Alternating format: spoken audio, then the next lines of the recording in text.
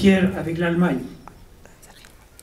Après la guerre franco-prussienne, vous avez sans doute étudié ceci, en 1870, les Allemands occupèrent l'Alsace et la Lorraine. Donc mon père est né en Alsace, occupé, et toute la jeunesse quittait l'Alsace pour ne pas faire le service militaire chez les Allemands. Il est allé à New York, où il avait un oncle, et ensuite son oncle l'a envoyé à Mexico. C'est pour ça que je suis né à Mexico. J'ai fait mes études aux États-Unis. À ce moment-là, c'était impossible de penser d'aller en Europe en vue de la situation politique en Allemagne. C'était en 1938. La guerre a éclaté en 1939. La France vaincue, Paris tombe en juin 1940 et se rend aux Allemands. Il se forme un gouvernement de coopération avec l'occupation allemande. Quelques jours avant, un jeune général français qui s'appelait Charles de Gaulle avait été envoyé à Londres pour coordonner les actions françaises avec les Anglais.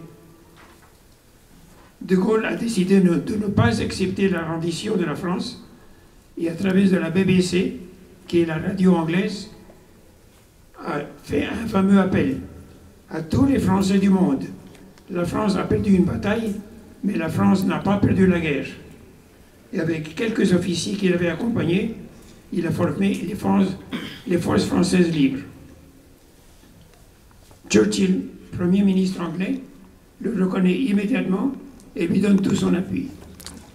De Gaulle ouvre des bureaux de la France libre à travers de tout le monde.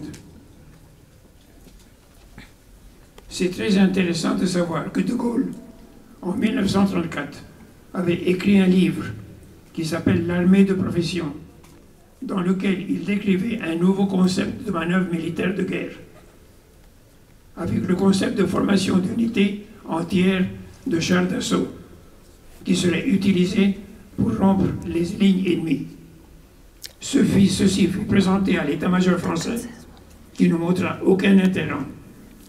Par contre, ce livre intéressant énormément au gouvernement allemand et fut utilisé par Hitler dans son fameux Blitzkrieg.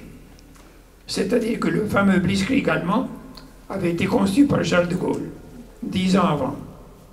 C'est incroyable que ceci ait été la défaite de toute l'Europe. Petit à petit, des milliers de Français arrivent en Angleterre de tout le monde, en particulier des colonies françaises pour se joindre à De Gaulle. De mon côté, en juin 1942, je termine mes études aux États-Unis et rentre à Mexico. Et je commence à travailler avec mon père dans une usine textile.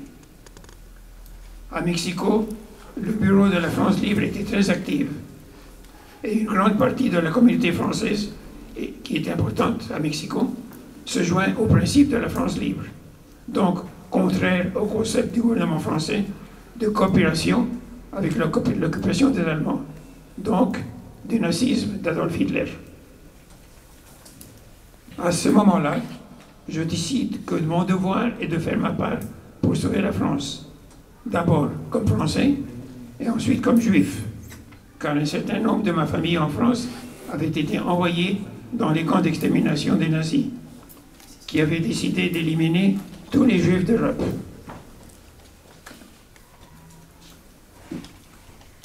Je m'engage au bureau de la France libre à Mexico en octobre, et en décembre, je pars avec 3 autres volontaires pour le bureau de la France libre à New York. Par autobus, bien entendu, car nous n'avions pas d'argent pour voyager autrement. Nous sommes reçus à New York et nous nous embarquons en fin décembre sur les fameux petits bateaux Liberty Ships. C'était des bateaux de 10 000 tonnes qui servirent de transport aux centaines de milliers de tonnes d'équipements, armements et autres que le gouvernement américain envoyait sans cesse vers l'Angleterre.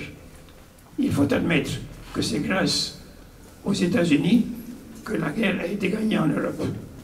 Sans l'appui des Américains, l'Europe aujourd'hui serait tout à fait nazie. L'apport américain était absolument nécessaire. À part des munitions et des armements que nous avions dans notre bateau, nous sommes une cinquantaine de passagers. On quitte New York le 2 janvier 1943 et peu de temps après, nous retrouvons 50 autres bateaux similaires pour un convoi qui traverse l'Atlantique. Convoi, c'est rassemblement de bateaux qui voyagent ensemble. Le but de voyager ensemble pour se défendre un peu des sous-marins allemands. Les sous-marins allemands étaient très actifs et attaquaient tous les bateaux, bien entendu, pour essayer d'éviter qu'ils arrivent en Angleterre. Pardon, qu'ils arrivent en Europe. Notre convoi se dirige vers l'Islande pour essayer d'éviter les attaques des sous-marins. Comment navigue un convoi? Donc le convoi fonctionne de cette façon-là. Donc ça fait des flancs très limités, parce que les sous-marins arrivent des côtés. Donc notre convoi voyageait comme ça en forme verticale. Malgré les tempêtes, notre convoi est attaqué à 3 reprises par les sous-marins allemands, chaque fois en pleine nuit. Nous avons perdu 6 bateaux pendant le voyage. À 2 heures du matin, c'est quand on voyait un bateau voisin brûlant à 500 mètres de distance. C'est terrible. C'était impossible de les aider sans prendre des risques. Donc, le convoi, à ce moment-là, se sépare et se reforme un peu plus loin. Nous arrivons 15 jours plus tard en Écosse. La police vient nous chercher sur le bateau et nous mène à la gare sur un train qui va à Londres. Un compagnon accompagné par un policier. Le lendemain, on arrive à Londres et nous sommes envoyés dans un centre général où sont réunis tous les étrangers qui arrivent en Angleterre. Bien entendu, les Anglais sont obligés de prendre des précautions pour éviter que les espions entrent au pays. Interrogatoire, entrevue et finalement libérés. On va au quartier général de France Libre à Londres. La situation extraordinaire des Français libres. 150 000 volontaires venus de tout le monde, formant des unités d'infanterie, chars, artillerie, aviation, parachutistes, marine, et tout ceci avec l'aide des Anglais. Nous avons une série d'entrevues, examens, et en vue de mes 3 langues, je parlais français, espagnol et un peu d'allemand, et bien entendu anglais, français, espagnol et un peu d'allemand. Je suis désigné à l'école des cadets, donc école d'officiers. Entraînement épuisant depuis 6 heures du matin à 10 heures du soir, pendant 9 mois. Connaissance des fonctionnements des armes, chars, avions, anglais, français et américains et allemands. C'est ce fut un cours raccourci de Saint-Cyr, qui est l'école d'officiers en France. Nous avons terminé fin 1943 et en vue de mes langues, je suis désigné comme officier de liaison avec les forces anglaises et les forces américaines. Entre-temps, nombreux événements. La lutte en Afrique du Nord des Anglais sous le maréchal Montgomery et de la France libre sous le général Leclerc contre les Allemands et contre Rommel, qui était le grand chef des Allemands. En Angleterre, bombardement constant. Il faut reconnaître la force de volonté des Britanniques, un peuple admirable par la façon dont ils ont tenu les bombardements depuis 1940. Et envers nous, jeunes soldats des pays étrangers, ils ont toujours démontré une gentillesse et une amabilité extraordinaires. Donc, un peuple extraordinaire. Au début de 1944, donc nommé officier, je suis embarqué vers l'Algérie en Afrique du Nord. Je suis désigné comme officier liaison auprès de la première division blindée française. J'ai connu divers importants officiers de la France libre, le général Koenig, le général Leclerc, de la de Tassigny, et bien entendu Charles de Gaulle, qui me donna la main, avec qui moi je suis grand, mais il fallait que je lève la tête pour le regarder dans les yeux. Il était énorme. Bien entendu, après qu'il m'ait donné la main, je me suis pas lavé pendant une semaine. En Algérie, mission constante avec les Américains et les Anglais.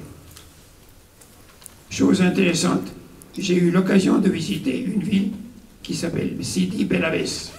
C'est l'état-major de la fameuse Légion étrangère française. Quand ils surent que je venais de Mexico, ils se précipitèrent pour me montrer leur drapeau, où apparaissait la campagne militaire de Mexico, où ils furent envoyés du temps de l'empereur Maximilien par Napoléon III.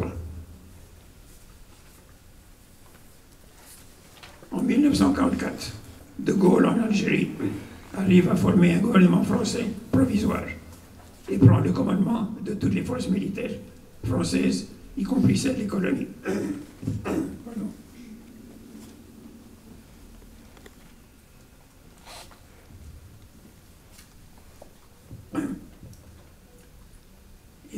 De Gaulle prend le commandement de toutes les forces militaires françaises, y compris celles des colonies, et forme la première armée française sous le général de la de Tassigny, y compris ma première division blindée. Ceci fut reconnu par Churchill et par Roosevelt comme le gouvernement officiel de la France. Le 6 juin, débarquement en Normandie des troupes alliées dirigées par le général Eisenhower. De Gaulle touche la France depuis l'Angleterre le 15 juin. La 2e division blindée française, dirigée par le général Leclerc, grand héros français, débarque. Et c'est l'élément principal de la libération de Paris à mi-août. Entre-temps, en Algérie, se prépare un 2e front militaire allié, débarquement dans le Midi. Notre première armée française fait partie du 5e corps d'armée allié dirigé par le général Bradley. Énorme activité de notre part pour liaison autour des troupes américaines et britanniques. Les embarquements en Algérie commencent le 10 août, depuis le port de Rouen en Algérie. Des milliers d'hommes, des chars, camions, équipements. Le débarquement commence le 15 août à l'aube. On descend des bateaux par des réseaux placés des côtés des bateaux. Pour débarquer tellement d'hommes, on y mettait des réseaux sur les côtés et il fallait descendre ces réseaux de cordes. Je touche le sol français à 4h30 du matin à Saint-Tropez. C'est la folie. Comme officier de liaison, pour essayer de coordonner les nouvelles armées qui débarquent et qui ne parlent pas français. Je passe 3 jours et demi sans arrêter. Nous débarquons. Considérable opposition allemande. Néanmoins, on avance vers Toulon et vers Marseille. Ensuite, nous remontons la vallée du Rhône. Le grand problème qui se posait, c'est le ravitaillement depuis les ports libérés, qui n'arrivent pas à suivre le rythme des troupes, car nous avançons plus rapidement que nous avions pensé. Il s'agit donc d'alimentation, de munitions et d'essence pour les véhicules. À votre avis, quelle est la priorité quelle est la priorité? Qu'est-ce qui était plus important? Oui. Munitions. Quelqu'un d'autre? Comment? L'essence. Exactement. L'essence était le plus important, parce qu'une unité qui ne peut pas bouger était perdue. Donc, la première priorité, c'était l'essence, ensuite les munitions, et finalement, l'alimentation. La réception du peuple français est merveilleuse. Ils ne savent pas quoi faire pour nous. Un bon vieux court chercher une bouteille de vin qu'il avait conservée pendant 50 ans. Les forces françaises de l'intérieur et le maquis, donc la résistance en France, ont fait un excellent travail et se joignent à nous. Notre objectif est de prendre contact avec les forces alliées débarquées en Normandie, ainsi en fermant les troupes allemandes qui étaient à l'intérieur de la France. Les troupes françaises occupant la partie des Vosges, donc la partie du sud des France. Le front était comme ceci. Ici, il y avait les Français, ensuite il y avait les Américains, et ensuite les Anglais.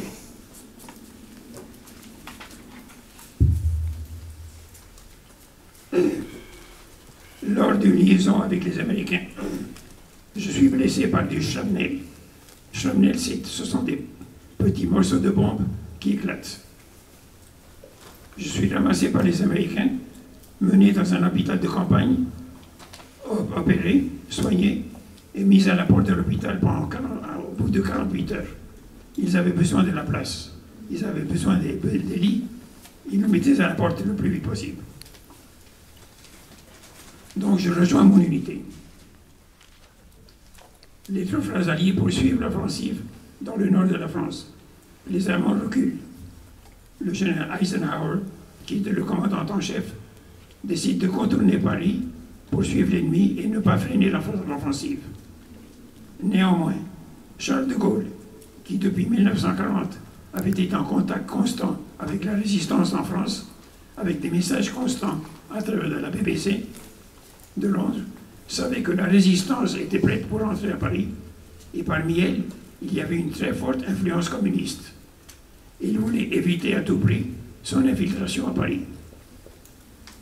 De Gaulle arrive à convaincre Eisenhower d'ordonner que les troupes alliées aillent libérer Paris, et à la tête, la 2e division blindée de Leclerc, qui entre à Paris le 24 août. Quelques heures plus tard, De Gaulle défile dans les Champs-Élysées. Au début de 1945, la 5e armée américaine, donc nous aussi, lançons une offensive vers l'Allemagne. Notre armée française a comme secteur l'Alsace. Nous croisons la frontière du Rhin au sud, vers le sud de l'Allemagne.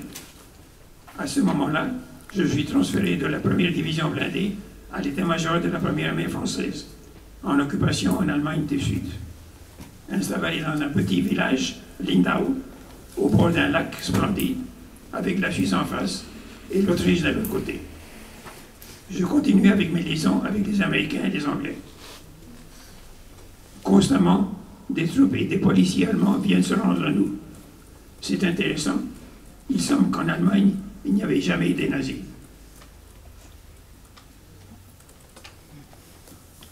En fin avril 1945, nos troupes alliées font contact avec les troupes russes à Berlin. Le 6 mai, l'Allemagne se rend, la fin de la lutte contre le nazisme. Comment, en ma casier volontaire, je suis démobilisé en juin. Donc je retourne à Mexico après 3 ans de service militaire.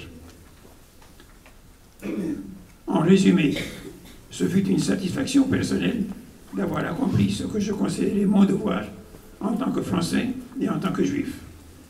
Ce fut une expérience unique et extraordinaire de ma vie. Et je considère avoir de la chance d'être ici, car un certain nombre de mes camarades de promotion sont morts au service de la France.